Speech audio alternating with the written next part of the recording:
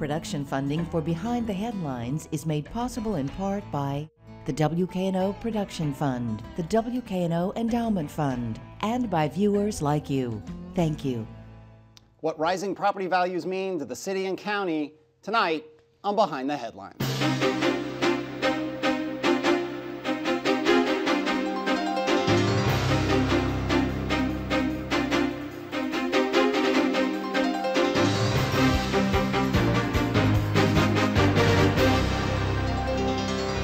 Eric Barnes, publisher of the Memphis Daily News. Thanks for joining us.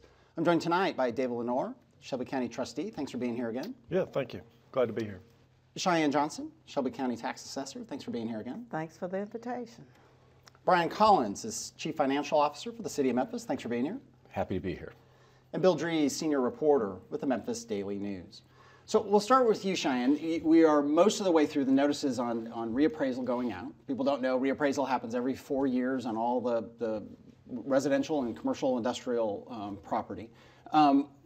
So far on the residential side, by and large things have been up, what, 10+ % in terms of the property values? True, that's correct. Yeah. And overall the county is probably going to experience between 10 to 13% increase with values for this reappraisal.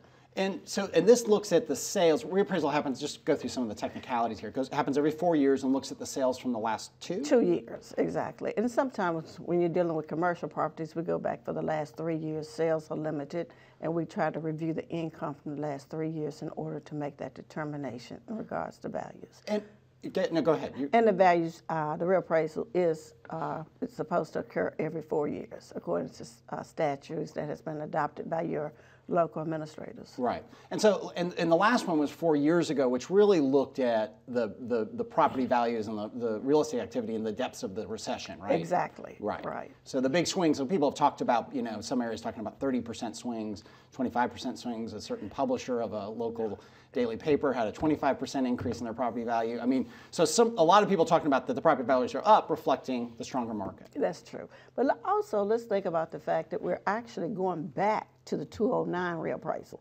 The downfall in the real estate market actually started occurring at the end of the 2008. Therefore, when we released the 2009 reappraisal, those numbers were really up in values. Yeah. We had several people who came in and requested a reduction due to the market. Therefore, in some cases, people are actually looking at reductions from 2009, yeah, and it stayed there through the 2013 reappraisal. So now we're really looking at a situation where a home value may have increased $30,000, $40,000, but in actuality, it's a reflection back to 2009, right, the 9 reappraisal. So, and David Lenore, so for you, I mean, this is nothing but good news. There's more money, tax collections are going to be better, everything's stronger, everything's good, right? Well, Eric, it can be good news. I mean, this is, half of the equation of my responsibility to collect the revenue that's the lifeblood for county operations, is a strong real estate economy. So yes, I've been out as an advocate for our city and our county talking about that there has been a rebound in real estate, and the accountant in me comes out and says that is an asset that's on your balance sheet, and in terms of the variables that could increase, your home increasing in value is a good thing versus the tax rate increasing in value. And so when I say it can be a good thing, the fact that your property value has increased is good. Now we have to do the other side and lean on our county commissioners to reduce the tax rate. Right, and that gets into this windfall thing that I always tell in a confusing way, but I'll give, by state law, yeah, county, city can't see a windfall from this increased property value. So they've got to adjust that rate down so that if they collected $600 million in taxes, they need to collect roughly $600 million in taxes again. That's the way it's intended. Yeah. It's intended to be revenue neutral. But when Ms. Johnson, the assessor, says countywide it's a 10% increase, we know when you look at it on a local level, there's maybe folks in Midtown or Collierville or Germantown or some of the area downtown Memphis that have seen a 25% increase. So when you look at it in terms of a seesaw, if the property value goes up, the tax rate should come down correspondingly. There are some people whose property values went up higher than that county average of 10 to 13%. Right. So exactly, some folks are going to see an increase in taxes just because, unless, again, the legislative bodies, whether it's the city council or the county commission, take that rate down to a level that does provide some neutrality, if you will, or in terms of revenue collections. And so, Brian Collins, you've been first finance director, now chief financial officer since what year, give or take? I've been 4 years. Came in at the end of 2012. And so this is, I guess, from, you've been in city government at the tough times. We were joking before the show. You were on the show a bunch for a while there in the fight over pensions and balancing the budget and the real difficult ramifications of a recession on local city budgets. Things have gotten better over the last, but things by no means is the city of Memphis flush with cash. When you look ahead to this and you see these property values going up, again, there's this neutrality that David described better than I did, but nonetheless, there's a little bit more breathing room. Is that how you look at it? Well, yeah, we're waiting anxiously. Obviously, these averages are just averages, and different neighborhoods are going to experience highs, lows, and we also have different mixes of commercial, residential. So when you talk about these averages, they can be very deceiving, and an individual person can be higher or lower. It's net neutral to the governing body. But what it means to the city, I think, is that generally speaking, we have prosperity. Property values go up because demand goes up. People have more money. So what we're seeing in Memphis and Shelby County is what we're seeing across the country is a recovery from the recession of 2009, and that is slowly making its way into the real estate market, and I say slowly only because we do this once every 4 years, but it's an indirect good sign of the healthy economy that we've had of late, and it has helped us at the county, the city, everywhere to recover, just like everybody at the individual household level, on average, is better off today than they were 4 years ago. Yeah, Bill. So, Cheyenne, 10%, 13%, I think, is closer to the number we're talking about. Does that number reflect that we've kind of made up the dip that we saw, or are we still below where we were before we started going down? Our records indicate that approximately we're back to the 2009 numbers. So we still probably need to make up some time between 9 and where we are in the market today. So we're making some up, but not to the level that I think we should be at. Okay. Do you think that the folks appealing this or who are suffering from sticker shock from this, do they understand that? Are they appreciative of that, or do they just know it went up 25, 30%? It depends. Each individual is different. Some people do have legitimate concerns because, like when we go through the Midtown area where we really did see a significant increase, it's difficult sometimes to tell exactly what happened on the inside of that house. But we ride by, we look for little signs to give us some indication, okay, maybe that home has been renovated. We don't do an interior inspection until you call the office and you ask for an adjustment. So those individuals may have a serious concern. They didn't do any type of major renovations on the inside. So we would go out and make that adjustment. But it varies according to each individual they call. After a little discussion with them and reminding them of the process that we're required to go through, the differences that have occurred since 2009, most people are understanding the process. David, as you deal with revenues, this is at best, even without a reappraisal, both of you guys are involved in hitting a moving target. Sure. It never stops, it never stands still. It keeps on moving.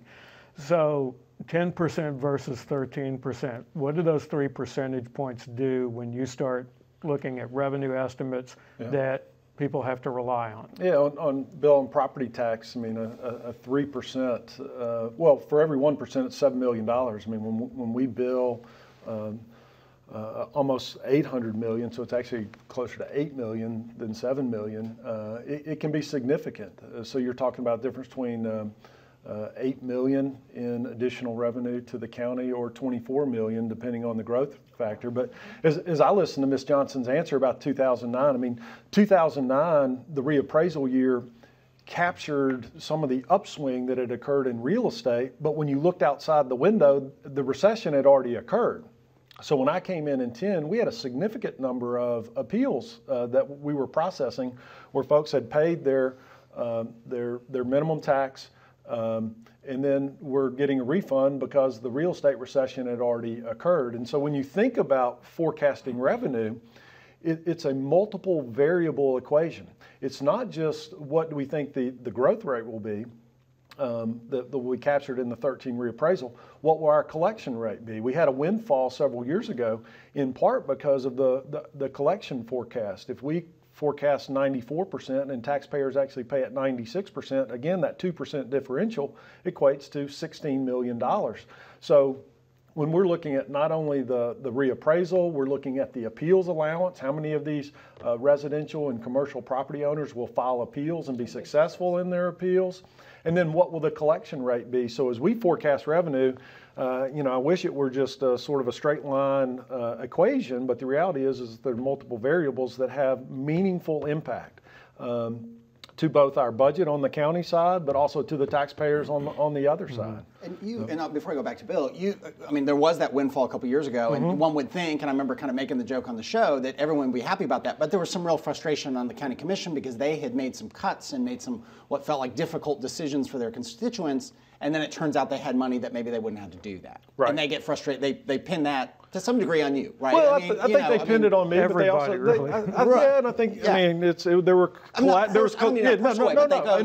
don't take it personal. I mean, look, I can just tell you philosophically, when I forecast revenue, I'm going to be somewhat conservative in my forecast on revenue, and if we come in ahead, then we have a windfall, which you would think is not necessarily a bad thing. And then if you're going to forecast expenses, then you might be a little more aggressive in expenses, so at the end of the day, you might end up with a little bit of surplus. And I think that was part of the challenge. So there was collateral damage to my office and to Mayor Luttrell's administration as well. But at the end of the day, I felt like it was a good problem. I would love to sit down with the county commissioners. I have budget and revenue forecasts with the mayor's administration. I would welcome a conversation with the chairman of the county commission or the city council and talk about what are these variables and how are we forecasting revenue, and would welcome the feedback. Yeah. Bill, back to you. Cheyenne, so are your numbers the 10 to 13%? Is that based on what's after the appeals or the likelihood of success? No, this is what the result of the initial reappraisal being released. All right. And that will take place on April the 20th. And that, again, just to reiterate, that's 10 to 13% on Overall. on residential across the county. County. And commercial, I know if you've said, but I know people have said, commercial is expected to be higher. It is. It is higher. I mean, just if you approaching 20%. Correct. Yeah. Okay.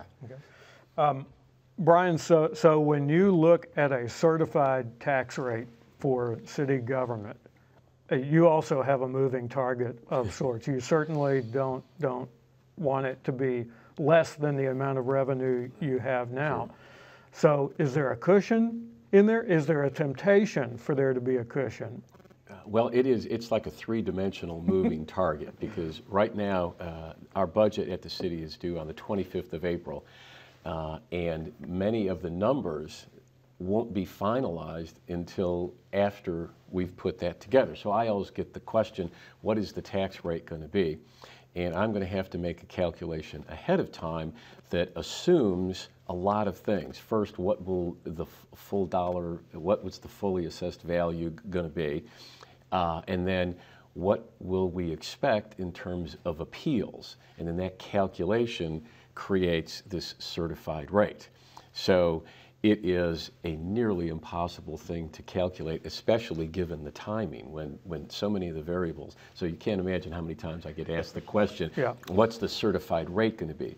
So it doesn't really help us to be wrong, let me tell you. We want to try to get it as right as we possibly can, because what that number is really has implications for the discussion during the budget process. Right. And it's not only frustrating for the administration, but for all the members of City Council and the County Commission, because it really, not only do those numbers not firm up until after we're in the budget process, but the appeals go on after the budgets are adopted and into the next fiscal year.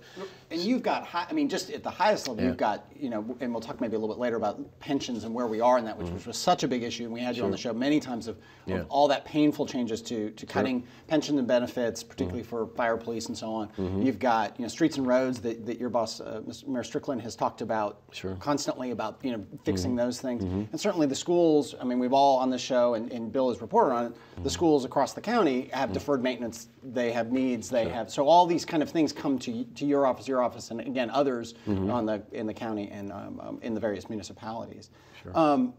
So is there a reverse effect on this? We talked about collecting taxes, David.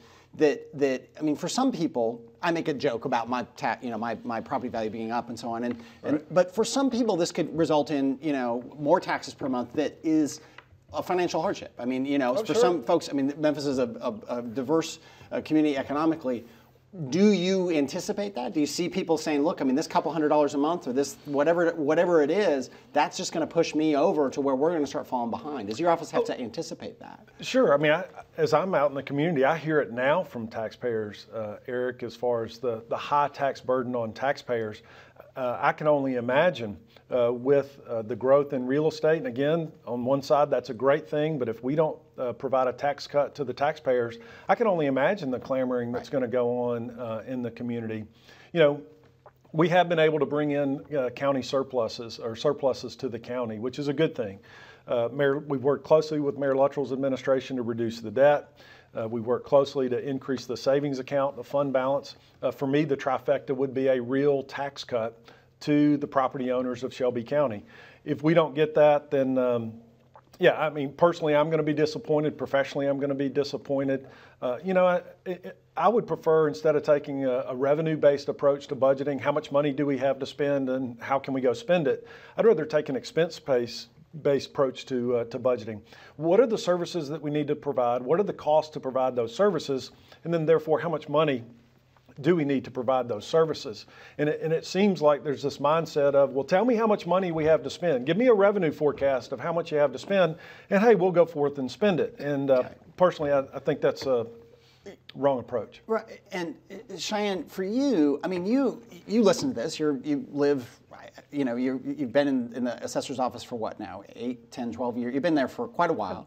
9 years as an assessor. 9 years as an assessor. You started when you were 10. Right. That's a cool job. Yeah. I mean, we've talked about this before, but you are, I think, attempt to be somewhat blind to some of the issues that they are dealing with. I mean, because you are just trying to call it. I mean, it's like an umpire. Look, that house is worth $100,000. That's what it is.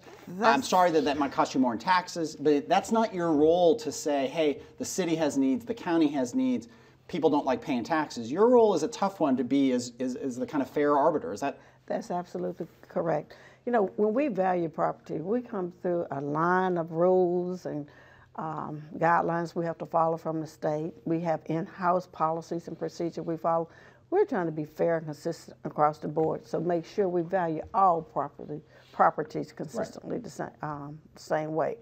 I can't keep in mind their concerns if I'm going to do that. Yeah. Because certain areas of the county and the city, we definitely know that they need a lot more help than some of the other areas. Right. So if I would include that, that wouldn't make it an impartial setting. Well, and we talked last week, we did a show on real estate and talked about some of the trends that were going on, and we did a forum with our other company recently, and I think David was there, and maybe some folks from your office. But this whole rise, you talk about valuing in some neighborhoods, the rise of investors, the rise of investment, and this sounds real esoteric, except that it's what, 20-25% of the residential properties in Memphis, single-family homes, are owned by investors, and they are rented out. They might be out of town, they might be out of the country, they might be hedge funds, they might be a mom and pop who just owns a house next to them. Right. How does that dynamic, which I think we said last week, it was under 9% some years ago, now 25% and ostensibly growing, how does that impact neighborhood values? It varies. Okay. One area that we saw a lot of investors participating in was in the Fraser area. Yeah. And I have to say that with the CDC work out there, those investors have really done a decent job as far as going in there, renovating the properties, and it has encouraged other people in the neighborhood to do better in regards to their personal upkeep and maintenance of their homes. They could be better, but they definitely have worked on that. We still have the problem in inner city core of Memphis. Those investors are not putting that type of investment back into the property. They're just buying it and holding it. possibility of some changes they may be anticipating in the market in the future. We keep all that in mind. We go through and we identify to the best of our ability how many renters are in each neighborhood, and our values do reflect that type of adjustment. Yeah, but if I own a home and I rent it out, I'm taxed as a single-family residential as if I live there, right? There's no difference. Correct. There was talk about a rental registry and treating those differently, but that is never. Has never. That is never. That is a discussion, but it has not. Is multifamily commercial? Commercial. For purposes of this. So those will be coming out April 20th. Exactly. Mm-hmm. Right. So, David, I want to go back to this concept of a tax cut. Are you talking about a tax cut beyond the certified rate, or a reduction in the tax rate? Well, we don't know what the certified rate will be. I mean, we have attempted, I think, Bill, within our office, we've run probably 15 or 16 different revenue scenarios based on these different variables. Again, not knowing where the certified rate is going to land, but at the end of the day, yes, what I'm talking about is a real tax cut to the majority of property owners here in Shelby County. And again, based on the dynamics, if Cheyenne has forecasted a 12% increase across the county, there may be some pockets like Midtown that were up 25 and 30%. I don't think realistically we can take our tax rate down 25 or 30% to give those individuals a tax cut. But I do think we could probably take it below, to get back to your question, yeah, I think we could probably take it below the certified rate. Okay. Cheyenne, are there some commercial property owners? I would imagine that in a way there's more consistency among the commercial property owners possibly in terms of appeals. Are there some commercial property owners who are going to appeal just right out of the box, who know before they even get the piece of paper? I anticipate at least probably 75% of all commercial properties will be appealed. We have a pretty aggressive tax practice. People come in, appeal specialists, and they will file an appeal, so that's, And to appeals for people who, you've always said that, look, if people, you assess what, 250? 350,000. 350. 350,000, and then how many are residential? I used to know this. Approximately 300,000. You made me promise I wouldn't ask you these numbers beforehand, and now I'm doing exactly what I said I would do. But you've always said, look, people have the right to appeal, and they should appeal. There's no, as you've said, you don't walk into every house, you don't know everything. You are doing a mass appraisal. So people, to appeal their taxes, they should do what? They should actually contact the Shelby County Board of Equalization and request that their property be appealed. Okay.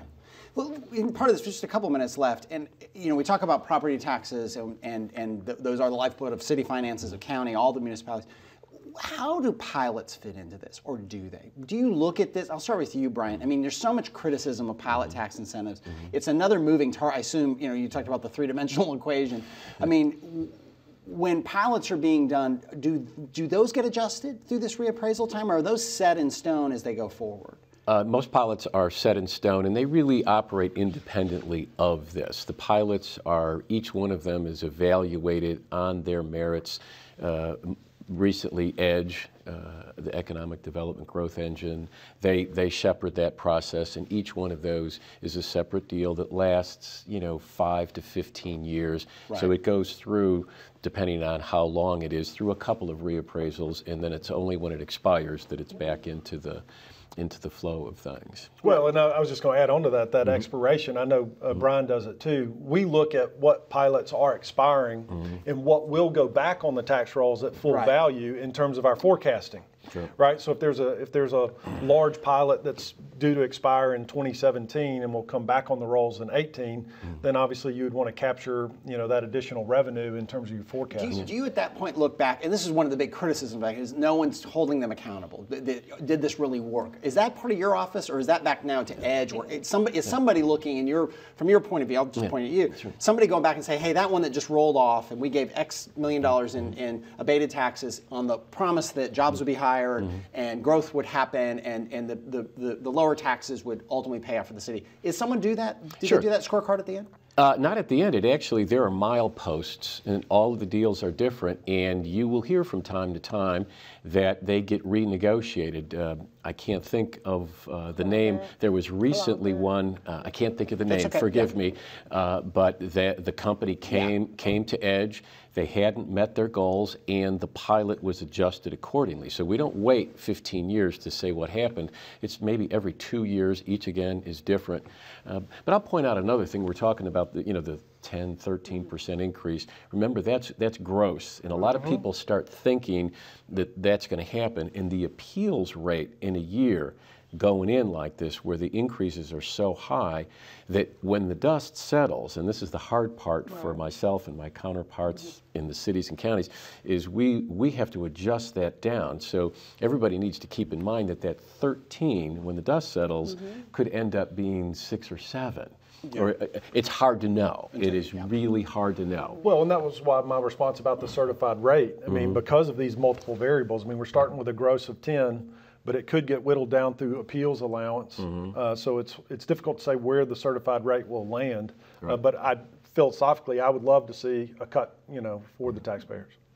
Eric, could Yeah, you go also ahead. mention, isn't it true that your pilots do pay some taxes? Oh, a sure, lot yeah. of people are under the impression they pay absolutely nothing. Yeah, in most cases, the land that in the pilot is paying more tax than they were before the pilot, just not the full amount that they'll pay when they come out. All right, we will leave it there. Thank you very much. Thank you all for being here. Thank you for joining us.